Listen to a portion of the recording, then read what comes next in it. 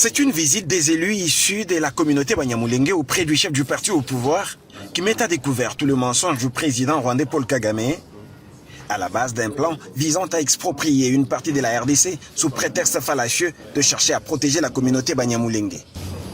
Finalement, la vérité sort de la bouche des hôtes des Monabouté.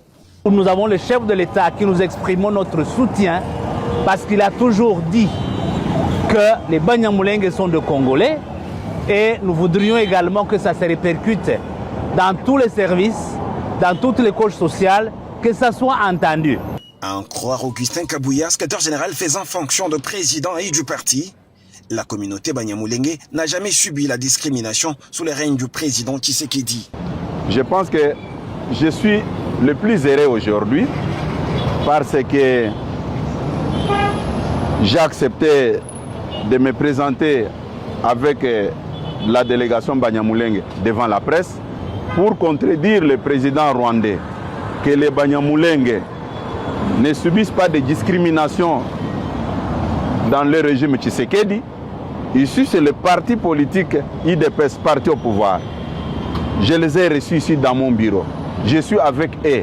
Ce sont nos frères, comme le chef de l'État l'avait dit. Et moi, je le répète, que ce sont nos frères congolais.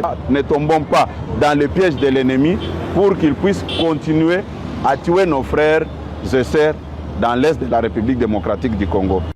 Un autre mensonge cousu des fils blancs, c'est lorsque le Rwandais sort de la prison des hommes à qui il donne des tenues neuves des FARDC pour essayer de justifier la présence des FDLR dans les rangs de l'armée congolaise. Une fois de plus, pour cet autre faux prétexte, il est cloué au pilori par le chef du parti au pouvoir en RDC.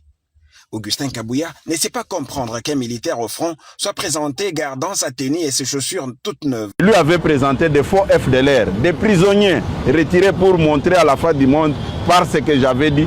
Depuis qu'il occupe Goma et Bukavu, il n'a pas présenté d'FDLR. Par manque d'arguments, il est allé sortir des prisonniers, il les a habillés, comme on dit, il n'y a pas un crime parfait. Il les a amenés.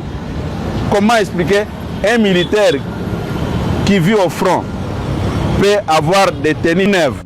Lors de son dernier entretien avec quelques hommes de médias de la presse locale, le secrétaire général faisant fonction de président et de l'UDPS avait dénoncé le mensonge du président rwandais Paul Kagame, qui, après l'occupation par son armée de certains territoires dans l'est de la RDC, n'avait jamais été capable de fournir une seule preuve de la présence des éléments FDLR sur le sol congolais.